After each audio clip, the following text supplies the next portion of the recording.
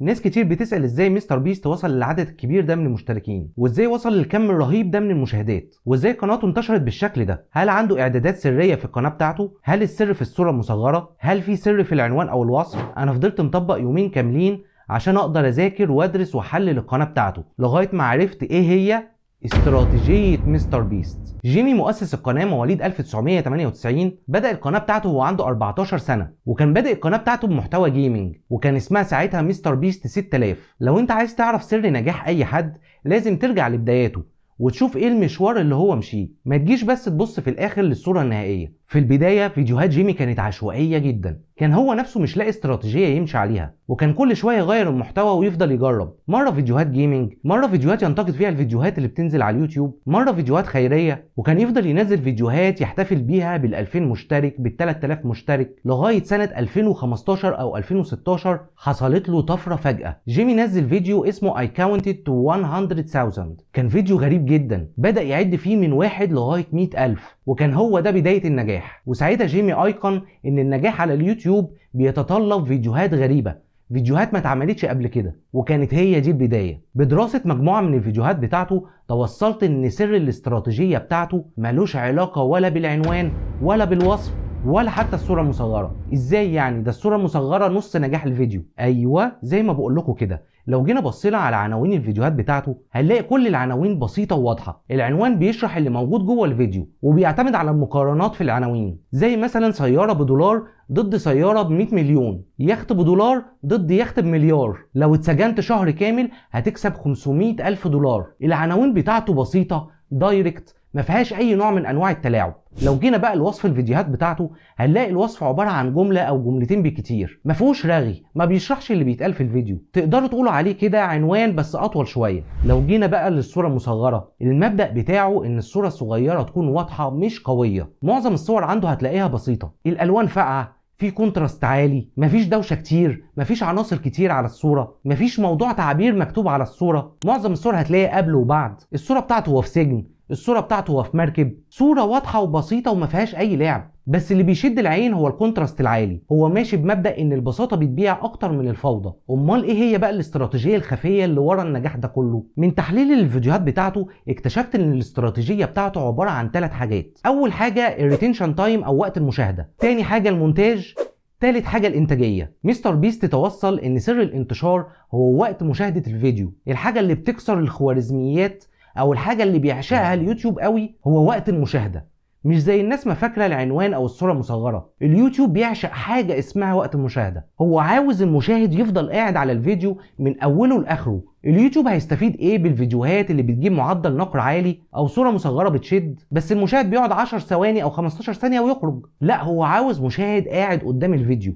فيديوهات تقدر تكسب ثقة المشاهد بحيث ان اليوتيوب يقدر فيما بعد يحط عليها اعلانات ويقدر يتربح منها في الاخر. هو ده اللي عايزه اليوتيوب، مش عايز فيديوهات تجيب معدل نقر وشوية لايكات وخلاص. ولما مستر بيست فهم السر ده بدأ يشتغل اكتر على الهوك، يحط لك هوك رئيسي في بداية الفيديو واضح جدا وما فيهوش اي غموض. زي مثلا انا جبت شخص اتسجن قبل كده وجبت معاه شخص تاني كان شغال ضابط في سجن وحطيتهم هما الاتنين في سجن انا اللي صممته، وهسيبهم مدة معينة، لو قدروا يكملوا للاخر هيكسبوا 500,000 دولار. كلام واضح ما فيهوش اي تلاعب، وده اللي هيشد المشاهد انه يفضل قاعد لنهاية الفيديو عشان يشوف النتيجة النهائية. وازاي يعني واحد مسجون هيقعد مع ضابط في نفس الوقت في نفس المدة في نفس السجن؟ ومش بس كده، واجهته بعد كده مشكلة ان بعد 5 دقايق من الفيديو، لو مثلا الفيديو مدته 35 دقيقة، بعد 5 دقايق المشاهد ممكن يمل لانه شايف الشخصين بدأوا يتأقلموا مع بعض، فيبدأ يتوقع الاحداث ان في نهاية الفيديو هياخدوا الفلوس وخلاص. فيحل المشكلة دي ازاي؟ يلجأ لحاجة تانية اسمها الميني هوك. بعد 5 دقايق بالظبط يبدأ يعمل هوك جديد ويبدأ يعمل تحدي جديد على صغير، لو كسبت فيه هزود المكافأة 50,000 دولار، فيبدأ تحدي جديد من الأول. والفيديو الكبير اللي عبارة عن تحدي كبير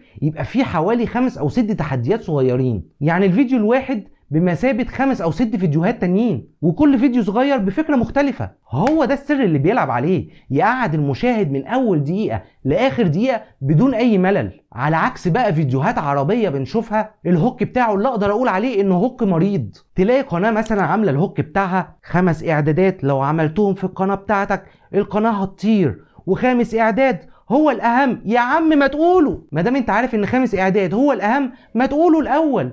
شد المشاهد بيه.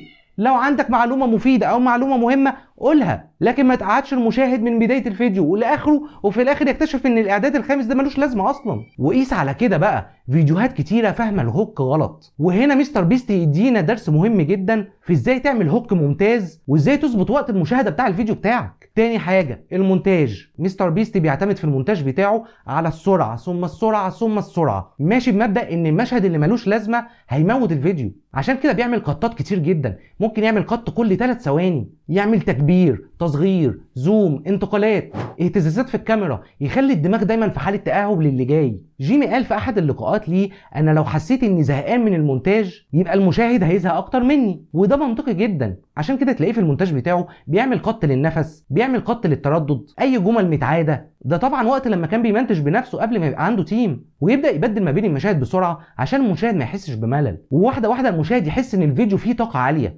واول ما يوصل للطاقه العاليه دي يبدأ يهدي الريتم عشان المشاهد يبدأ يستوعب الكلام اللي بيتقال، بس يهدي الريتم مش يحسس المشاهد بملل. حتى في الوقت الهادي من الفيديو يبدأ يعمل فويس اوفر ويبدأ يحط نصوص، رقم كبير، كلمة كبيرة، الخط بتاعها بارز وواضح، الكونتراست بتاعه عالي، وفجأة يعلي الريتم تاني ويبدأ يعمل هوك من جديد. ده حتى الكلمات اللي بيستخدمها دي تعتبر مايكرو هوك غير الميني هوك اللي بيستخدمه اصلا في الفيديو. انت متخيل بيعمل ايه؟ يا لك من مخادع يا جيمي. ثالث حاجة الانتاجية. مستر بيست مش بيعتمد بس على انه ينشر فيديو او 2 في الاسبوع، ده عنده خطة كاملة للفيديوهات لشهر او شهرين قدام. من شهرين تقريبا نزل الفيديو ده كان مصوره وهو عنده تقريبا 18 سنة، ورفعه على اليوتيوب وعمل له جدولة انه يظهر بعد 10 سنين. يمكن هو نفسه نسي ان هو رفع الفيديو ده. كان بيقول ايه بقى في الفيديو؟ كان بيقول: انا اتمنى بعد ال10 سنين لما الفيديو ده يترفع اكون وصلت ل1,000,000 مشترك، ويا ترى بعد ال10 سنين دول هكون وصلت ل1,000,000 مشترك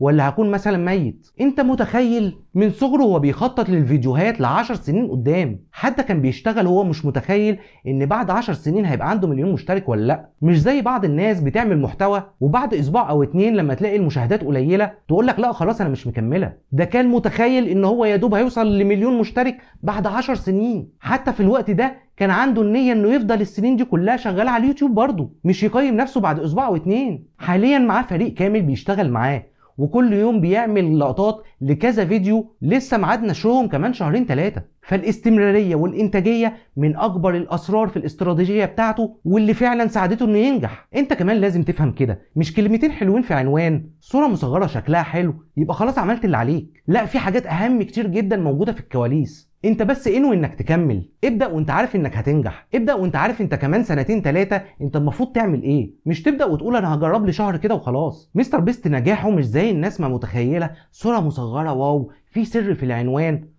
مش زي الناس ما بتقول خالص. سر الاستراتيجية موجود في حاجات احنا مش واخدين بالنا منها خالص، وسر نجاحه اصلا ان احنا مش واخدين بالنا. جرب انت كمان تمشي على نقطة واحدة او نقطتين بالكتير من الاستراتيجية بتاعته، وصدقني الموضوع هيختلف معاك تماما. الفيديو ده متعوب عليه جدا، فهتعمل لي لايك واشتراك هتبقى حبيبي. مش هتعمل، هعمل فيديو تاني وانزله وافضل اقرفك لغاية ما تعمل لايك واشتراك.